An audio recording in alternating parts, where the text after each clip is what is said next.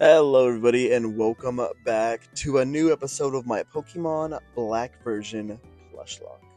If y'all don't know what a Plushlocke is, feel free to go check out my other videos that I have on the subject. I have a Crystal playthrough that I actually beat recently, and now we are here with Black and White. Last episode we actually beat Lenora, and now we can continue on here. After defeating it, we actually had to talk to her husband because there was a complication in the museum. Walking out, we can now see exactly what that issue was. Team Plasma is back. So following Lenora, we're going to meet a strange, flamboyant man. Very, very cool looking man, though, I must say. He's going to be introduced as the third gym leader. And as well as that, we have Sharon and Bianca that come over here to join us in the talk. And with that, we are sent on a mission alongside them. Before we go, though, we are going to get a very nice gift from Bianca the Dowsing Machine, and in a second we can carry on. So they're going to keep the fort down, and we are going to move down here. However, there was a Pokemon counter that I could actually get that I didn't get last episode that I want to show y'all, and that was Temple. I didn't actually get to show you guys Muppet whenever I caught him, so I thought it'd probably be a good idea to actually go through and do this right now. Part of my file actually got corrupted, so I had to kind of redo a lot of these parts again. Sorry about that, but you know what? It's okay. I caught basically everything, same gender, just different Pokeballs in some of these. So if you notice, say, I think Muna has catched it in a Great Ball instead of a Pokeball, that's why. But we get a few more encounters. First one, of course, being a Venipede, and we get to add that to my collection. I do not have an actual Venipede plushie, so he is going to be in the back burner for now. However, as we get further in, we will actually be able to grab something for him. As well as that, we are going to grab a Cottony. Again, I don't have a Cottony plushie. However, right after we catch this, we're going to be doing something very, very cool. And that is kind of backtracking back to Nacrene City. So we're going to put that in our PC. And as well as that, we're going to have a Suwaddle. That backtracking that I was actually talking about is going to be this. If you go back to Nacrene City, you could actually talk to this person over here, and she'll trade your Cottony for her Petalil. And then that's what it looks like. Very cute Pokemon. I've never had a traded Pokemon on my team, actually. But yes, we are actually going to catch Suwaddle as well. You can kind of tell that I kind of mixed up the footage there, but we'll keep that our little secret. We're going to name that little guy Pim, one of my favorite bug types besides Joltik. They're both tied in my opinion. But yes, Pim, the little Suwaddle. Sadly, we don't have any other evolutions of him. I would have loved to have a Leavanny on my team. That'd be so cool. We're going to find this final Team Plasma Trainer at the end of the forest. And after defeating his team, we're actually going to be gifted back the Dragonite Skull. I say it's Dragonite Skull, however, it's never really confirmed as a Dragonite Skull. It's mainly just a Dragon Skull. And then after that, he is going to be yelled at by one of the 7 sages. We're going to have Berg come and help us. And then, of course, Lenora is coming back to lay the smack down. We're going to be learning about a little bit more about Team Plasma. And then they should be skedaddling. And then just like that, it is just 2 gym leaders and the next challenger for Berg. Next up, we're actually going to be handing over the Dragon Skull back to her, and in return, we're going to get a Moonstone, which I'm super excited about. You guys will see in the future whenever I actually get a chance to do it. However, let's just say one certain Psychic-type Pokemon we have a very, very special plush for. Now, one of my favorite portions about here is a Sky Arrow Bridge. I have such a deep love for Sky Arrow, so much that I actually named my Archaladon after Sky Arrow back during my Violet and Scarlet DLC playthrough. But yeah, sadly that part is over with, because now we are in Castelia City. And we have a bunch of stuff that we can actually do. First, we're actually going to be going a little bit further up north. They have a desert resort area that we could actually go to and get a whole bunch of encounters. First, of course, being Sandile. And after catching Sandile, we can officially add it to our group of Pokemon that we have in our collection. A very easy Pokemon to get in here, but he's going to be a heavy hitter. I'm going to name him Johnny C after Johnny Cage. You guys know about Johnny Cage and the sunglasses, and you would understand. And then, of course, we're going to find a Darumaka. So I do not have a Darmanitan evolution. However, I think Darumaka is going to be a pretty heavy hitter until we just kind of got to get rid of it. I'm going to name her Goober. And then the final one is a little bit of a more rare encounter, and that being Scraggy.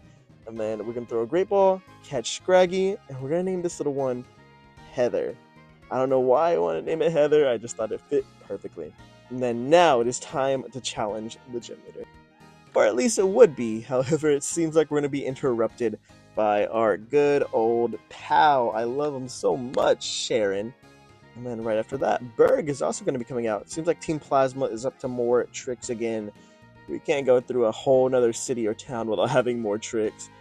But it turns out that what Team Plasma did was not only steal a Pokemon, but steal it from our beloved best friend, Bianca. While we're talking about what to do next, we're actually going to meet another Team Plasma member who's going to just kind of stumble upon us. Very, very weird. It's almost like the game had a narrative and had us to get over there. But yeah, so we keep on going back to where the gym leader is. We can find Berg again with a whole bunch of other Team Plasma people. And Berg's just going to kind of have us fight with him. Okay, that works with me. Berg's going to take on 2. I'll take on 1. We can do it. We're going to start off with our little Roggenrola taking on Sandile. Not a good idea, so we're going to go into Mozart. And after Mozart, basically just sweeps. That is going to be so much easier. I don't have the layout actually on the current team setup. You all see that in a few minutes. However, now it is time to officially go in here. Going into the room, we are met with not only a few of the 7 sages, but the leader of Team Plasma once again, Getsus. The last time, not counting Dreamyard with the Musharna, that we saw Getsus was actually in the very beginning of the game when we first met In as well. So the fact that we're seeing the leader once again, this time in a not so wholesome way, very, very scary. Luckily, we do get our little Muna back for our best friend Bianca, and now he's just going to keep on talking, leave, and now it is time for us to carry on a little bit more with the story. I didn't mention this earlier, but we do actually meet Iris earlier. Iris is the bodyguard of Bianca. She'll be a big play later in the game, but for now, I think we're just going to take the berries that she gives us, and it is time to go and fight the 3rd gym leader of Pokemon Black and White. So here we are. It is time to challenge Berg. We're going to push right through, and then after defeating all the trainers, we can actually carry through, go through all these little parts of the puzzle, and now we are face to face with the bug type gym leader, Berg.